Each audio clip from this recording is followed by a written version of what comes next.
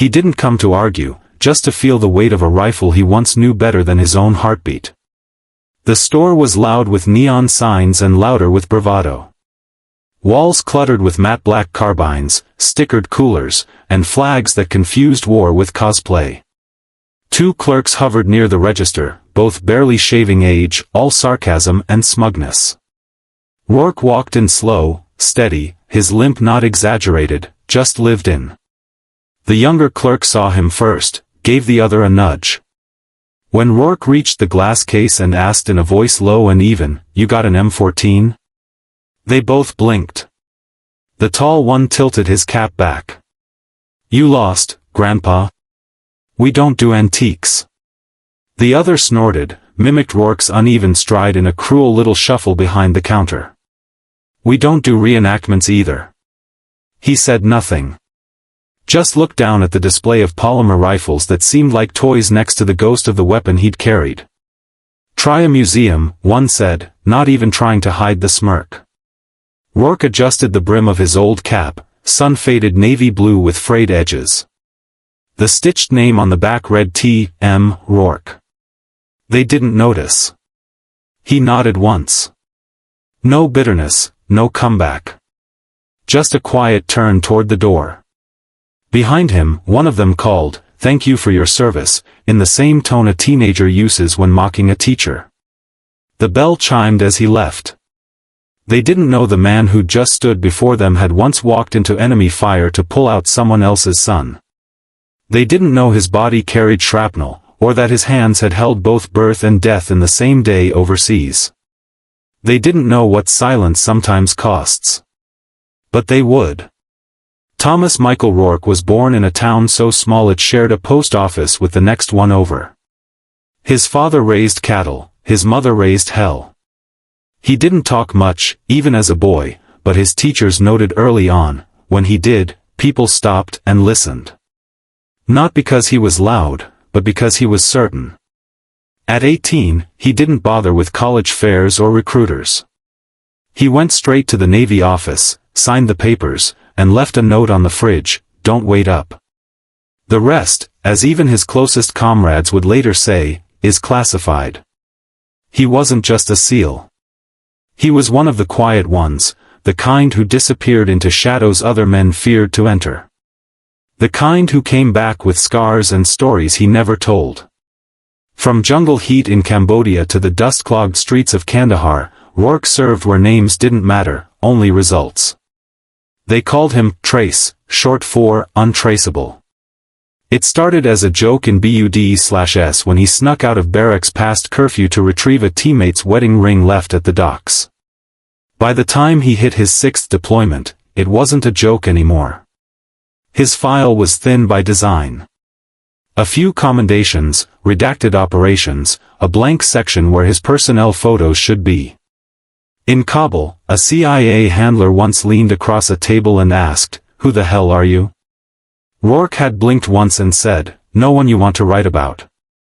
It wasn't until the safe house in Tikrit collapsed that his name was whispered with reverence. He'd been part of a joint task force sweep, scheduled for exfil at 0200. But when the RPG hit and half the team was buried, Rourke went back in. Twice. The last time, he came out carrying a woman barely conscious, her uniform soaked and torn, whispering intel through bloodied teeth.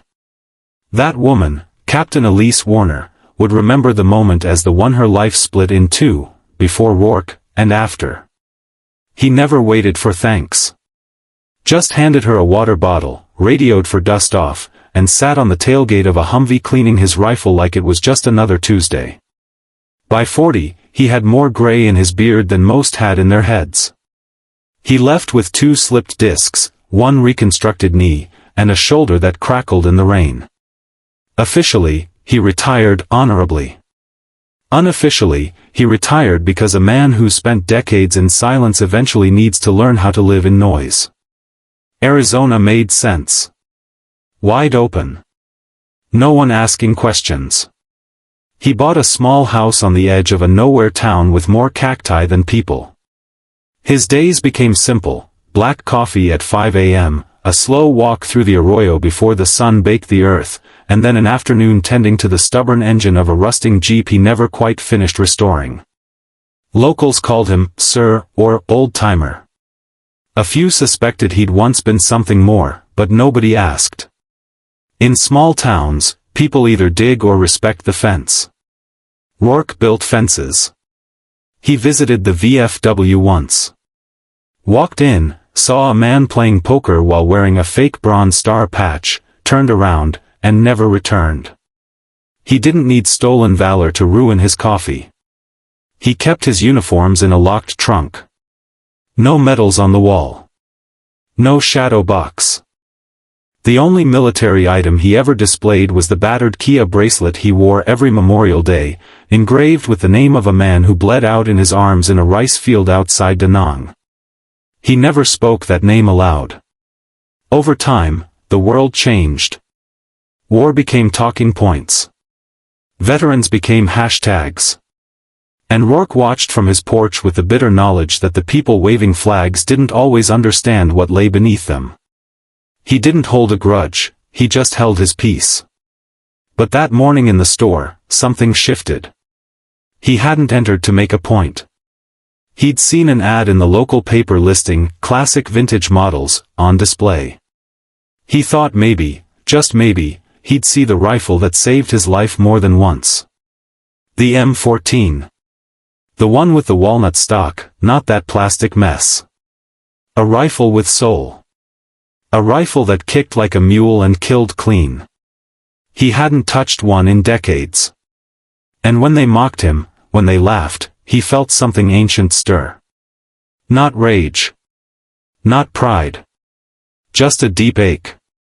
The ache of being erased. Of living long enough to be called irrelevant by kids who thought camouflage made them soldiers. But he said nothing. Because Rourke knew a truth few could handle, silence was stronger than fury. The man who doesn't bark back often has the deepest bite. Still, when he stepped into the desert sunlight again, something in him knew he wouldn't be the only one who remembered. Somewhere out there, someone else would recall the day the roof fell and the dust swallowed the sun.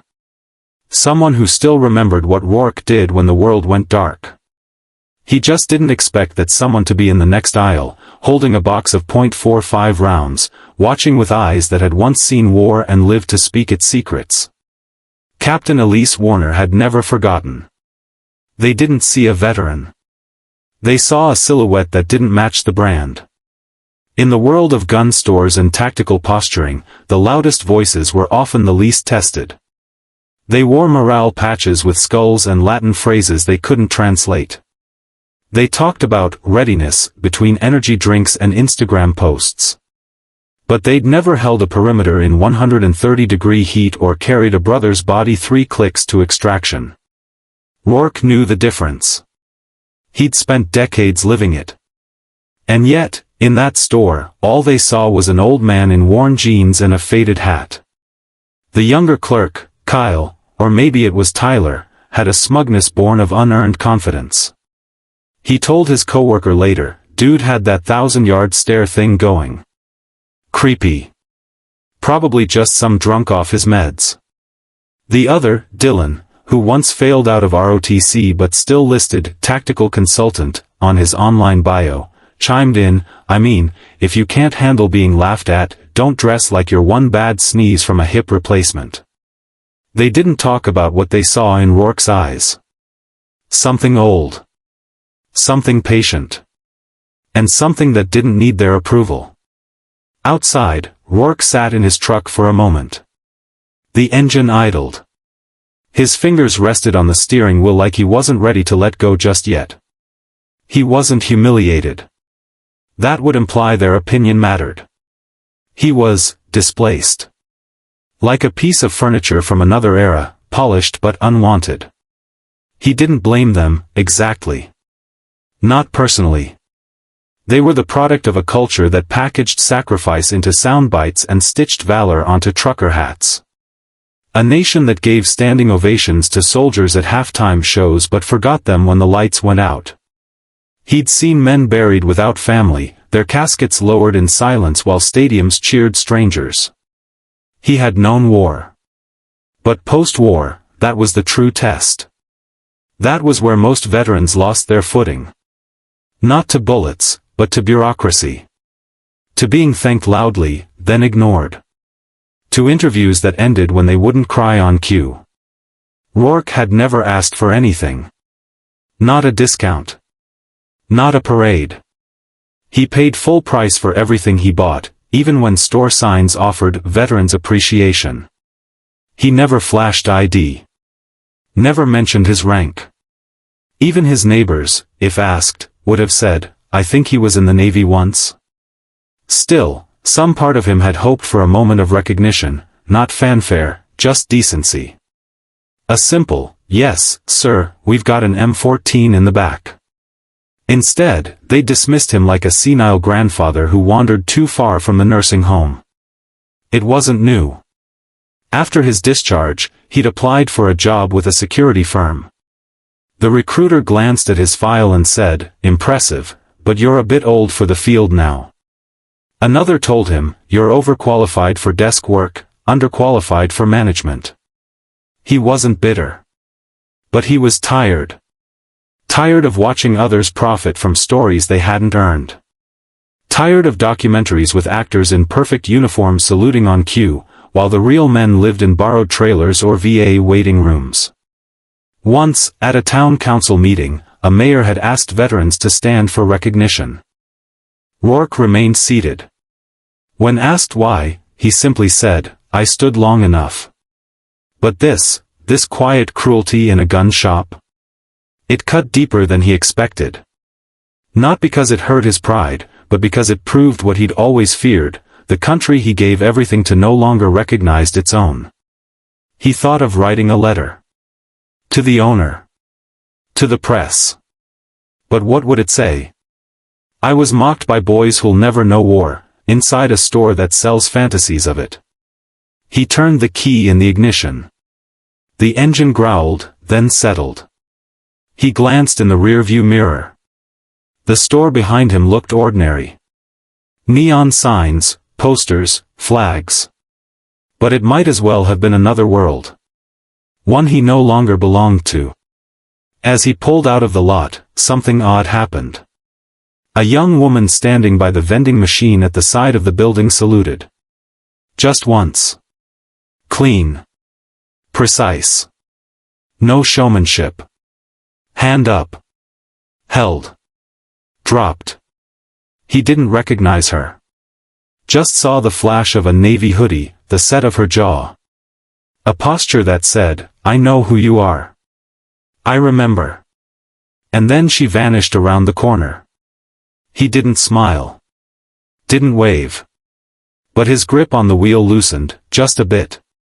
In the days that followed, the story began to spread, not through headlines, but in the way truth always travels among the few who understand. A whisper at the VFW. A thread on a restricted forum. A coded message between old contacts, Trace was spotted. For those who remembered the name, it sent a shiver. He hadn't been seen in years. His file, last updated a decade ago, was considered closed. No confirmed address, no public record.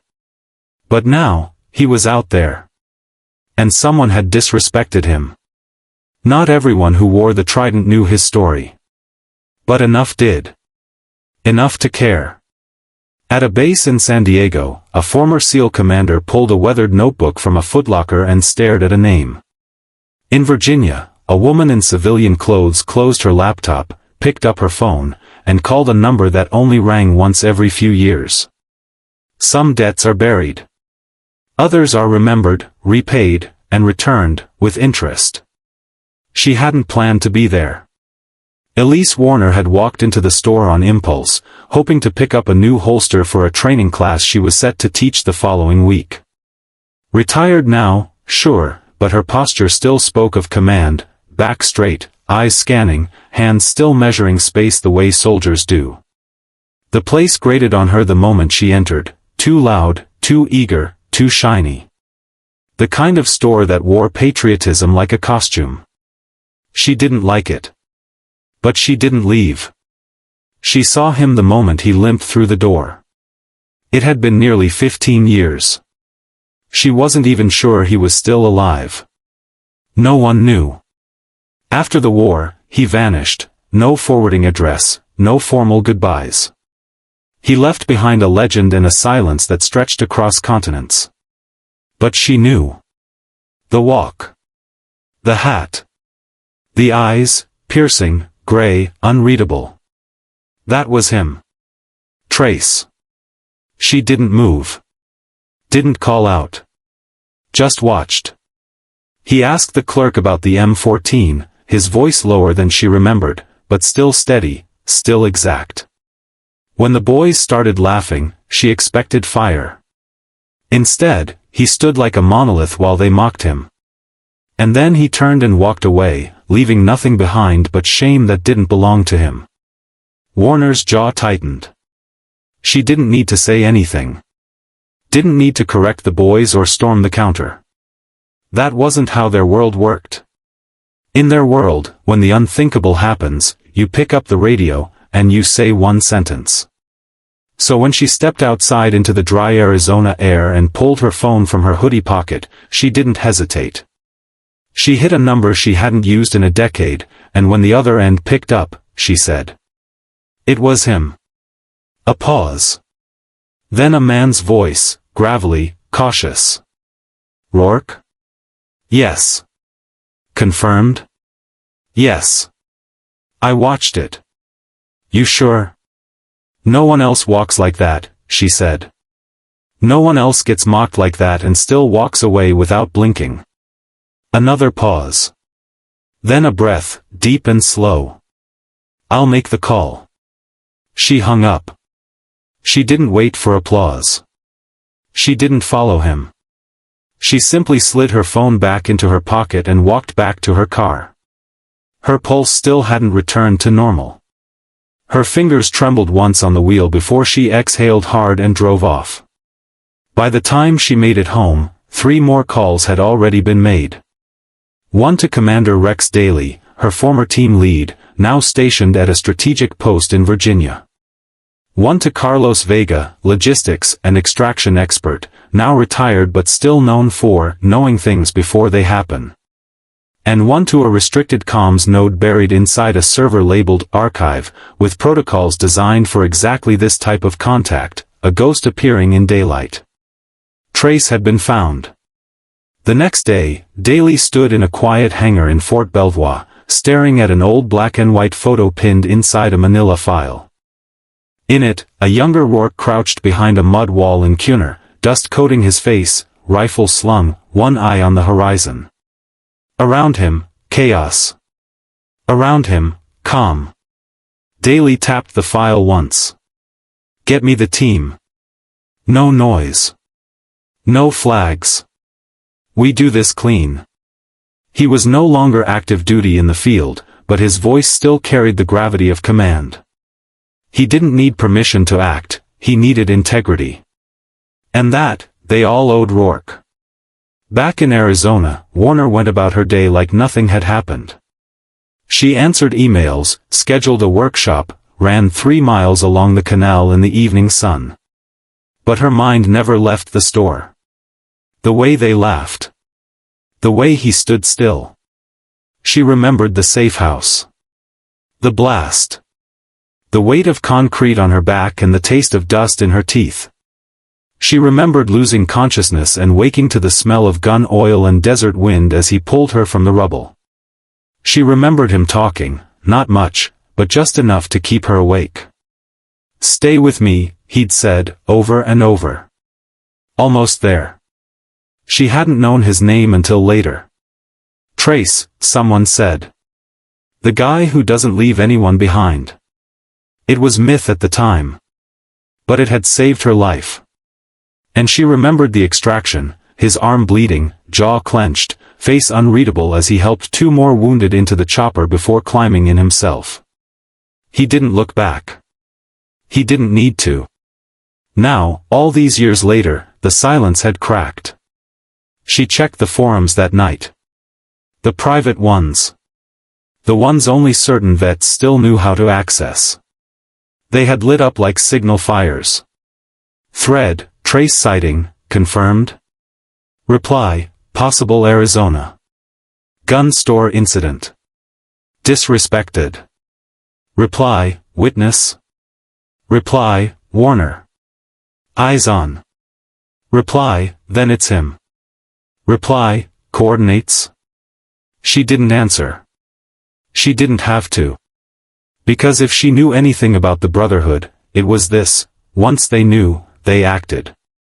No need to broadcast. By the next morning, retired operatives from coast to coast had taken unpaid leave. Flights booked. Rooms rented under fake names. Uniforms pressed. Some even shaved for the first time in months. They moved like shadows, no command chain, no mission briefing.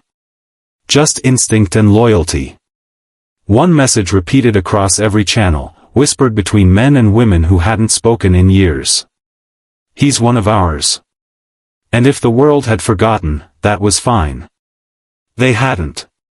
At 12:07 p.m. sharp, the parking lot of Iron Ridge Tactical fell into a silence it had never known. 3 black SUVs rolled in together, clean, unbranded, synchronized like muscle memory. Behind them came a plain white van, dusty from the road. Not one bore plates that traced anywhere civilian. Not one emitted a siren. But they didn't need to. 15 men and women stepped out, 2 in full dress uniform, the rest in nondescript polos and jackets. To the untrained eye, they looked like businesspeople. But to those who noticed the squared shoulders, the way their eyes scanned corners, the stiff backs and the stillness, they were something else. Inside the shop, Kyle and Dylan stood behind the counter arguing about suppressors. The bell jingled. Dylan didn't look up right away. When he did, his easy grin faltered. Hey there. Can I help y'all? No one answered at first. The man who finally stepped forward wore a dark blue suit. Clean, pressed. A subdued seal trident glinted on his lapel. His face was lined, his hair salt and pepper. But his voice was steel. You already did. Kyle squinted. What? The man set a thick, battered notebook on the counter. Its cover was torn, scuffed, taped at the spine. On its front, scrawled in fading black marker, Cunner Valley, 3 days. 6 out. 1 stayed. Then another stepped forward, a heavy-set man with a buzz cut and the tired eyes of someone who hadn't slept in years. He placed a worn photo on top of the notebook. It was black and white. Grainy. Rourke, mid-30s, smeared with dust and soot, kneeling with an M14 in his grip. His eyes stared beyond the frame like he could still see danger coming. Kyle stared at the picture. Who is this? The man in the blue suit didn't blink. You mocked a man whose silence has saved more lives than you'll ever understand. Behind him, a woman stepped forward. Commander Elise Warner. Trace Rourke, she said. One of ours. SEAL Team Black Echo. 27 classified missions. 27. And those are just the ones anyone bothered to count. Dylan shifted, his confidence cracking. Look, we didn't know. Daly, the man in the blue suit, cut him off. That's the point.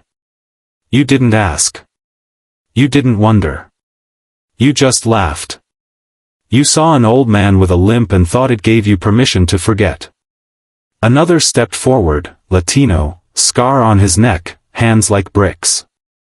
He said nothing, only set an envelope on the counter. Inside was a bronze star with valor. Rourke's name was etched into the back. It never got awarded, Daly said quietly. The mission was too deep. The details, too classified. But those who were there? We remember. By now, Kyle had backed up half a step. We weren't trying to. But you did, Warner said. You did what this country does too often. You confuse noise for bravery. You think gear makes a warrior. You treat real sacrifice like trivia. You want to play soldier, but you mock the man who fought so you could pretend. A silence took the room.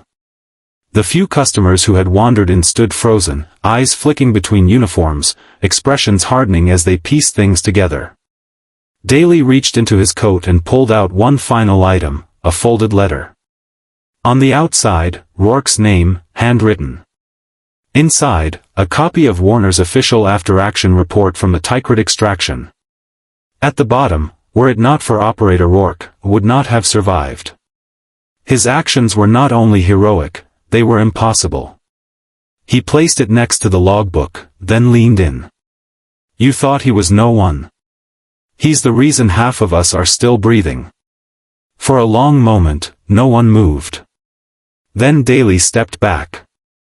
The team turned and walked out in silence, leaving the display behind. No threats.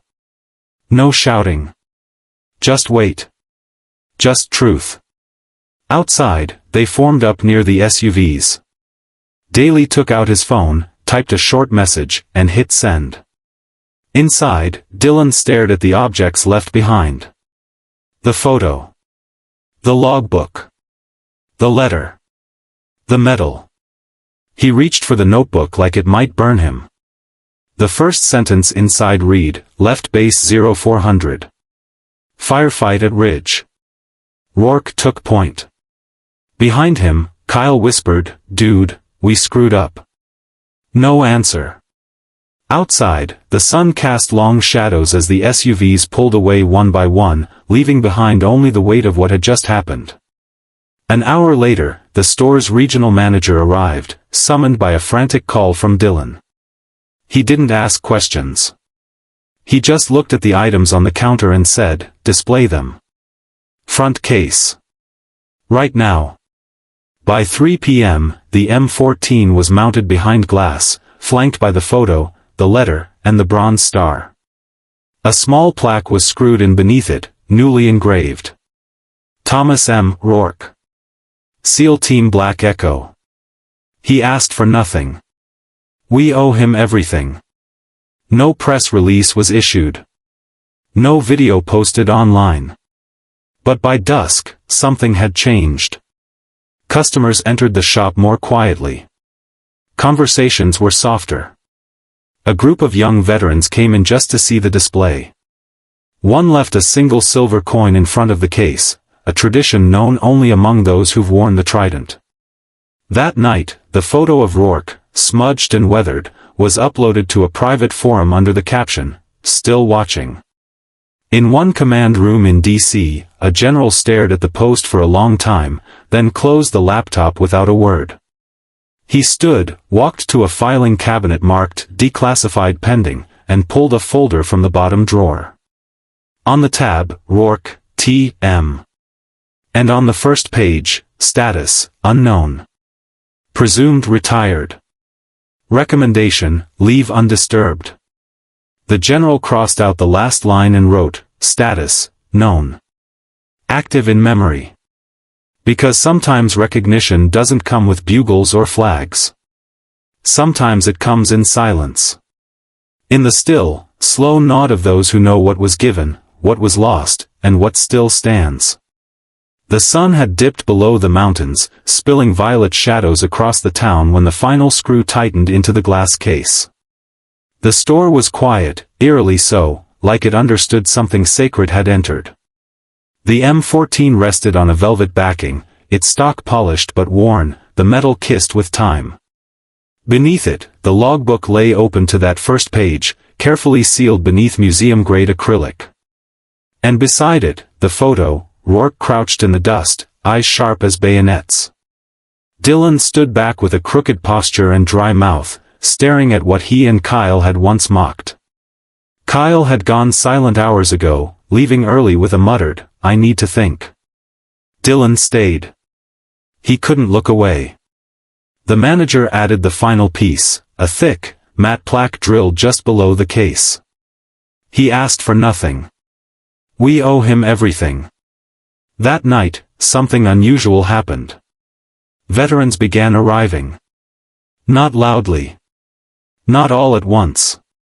Just a few at first, men with stiff joints and quiet eyes, women with sleeves down over inked forearms, a father in a wheelchair pushed by a teenage daughter. They didn't come to shop. They came to stand. Some saluted. Some nodded. One old Marine placed a folded American flag beside the case, the edges still sharp from a recent funeral. By midnight, the display was surrounded by offerings. Coins. Notes. Unit patches. A tattered seal qualification pin, its gold almost dulled to copper, rested gently atop the glass like a crown. Someone lit a single candle and placed it in an empty .50 cal casing. It burned slow and clean. The next morning, a local boy who swept the floors found a dog tag looped around the base of the case. The name was barely legible. No one claimed it. No one needed to. Its presence spoke louder than any voice could. By the end of the week, word had spread. Not through social media, there were no hashtags, no TikToks. The story moved the old way, whispered down lines forged in fire and sealed by blood. It reached barbershops, VFW halls, kitchen tables where fathers paused mid-sentence, saying only, "I knew a man like that once." At the high school, the history teacher added a new image to the wall of heroes in his classroom. He didn't label it. Just taped up the photo of Rourke, his face hard with quiet defiance. Below it, one sentence. When silence stands taller than shouting. The town began to shift. A mechanic added a quote from the plaque above the register.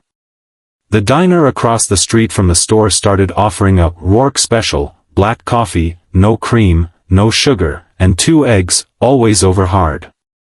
If you ordered it, you got it free, but only if you didn't say his name. The police chief, a former Army MP, began a tradition during traffic stops. If a driver had a veteran tag, he'd say, "Thank you. We remember." Then let them go. The VFW post, once nearly shuttered, reopened its doors to a surge of new members. The oldest among them brought stories they'd never told. Stories they thought had died in sand and mud. They came, sat, and talked, because they knew now someone would listen. On the third Sunday after the incident, a mural appeared on the concrete wall behind the VFW. No one claimed it. No cameras caught the painter. But by dawn, it was complete. 12 silhouettes, each different in size and posture, stood on a painted ridge, backs to the viewer, all looking toward a lone figure on a hill. That figure stood still, rifle slung, one hand resting over his heart. And above them all, painted in tight black script. When one walks away in silence, others must return with voice. People cried quietly when they saw it. Even those who didn't know the full story. Because deep down, they did. Everyone knows the weight of being forgotten. And everyone wishes, one day, that someone will remember. Warner visited the shop again, late at night. She didn't announce herself. Just walked to the case, stood for a full minute, and pressed 2 fingers gently to the glass before walking out. The manager watched, said nothing. He'd learned what silence meant. Daly sent no follow-up orders. The logbook, the medal, the photo, they stayed where they were. Every item had been authenticated. But that didn't matter. People believed. And belief, when pure, holds its own gravity. On an obscure veterans forum, the thread continued to grow. Reply, the mural. Anyone have a pic? Reply, posted on corner of 6th and Marlowe. Reply, it's beautiful. Damn beautiful. Reply, he still doesn't know, does he? Reply, no. That's the point. Because Rourke never came back. Not to the shop. Not to the mural. Not to the VFW. He kept his rhythm, black coffee at dawn, walks before the heat, the Jeep that still wouldn't start. He didn't ask about the rumor. Didn't acknowledge the shift. But something in him softened. The way he held the coffee mug. The longer pause when a child waved. The subtle glance toward a window when headlights passed too slowly. As if he knew. As if he felt the current had shifted. He didn't speak of the day. Never would. But those around him noticed. The barista stopped charging him. The mailman began delivering his letters with a handwritten "thank you." Even the crows on the wire outside his home seemed quieter, more respectful somehow. And every week, someone new found the shop. Sometimes they came from hours away. Some brought photos. Some brought memories. Some simply came to stand before the glass and whisper, "I remember." The clerk, Dylan, never joked again. He took to wearing a tan ball cap with no insignia. He started reading books about SEAL missions, watching interviews, learning what he could. One afternoon, he quietly joined the local Veterans Volunteer Program, even though he'd never served. He never told anyone why. But he left one note, folded beneath the logbook during a closing shift. "You didn't speak. And still, you taught me everything. We remember."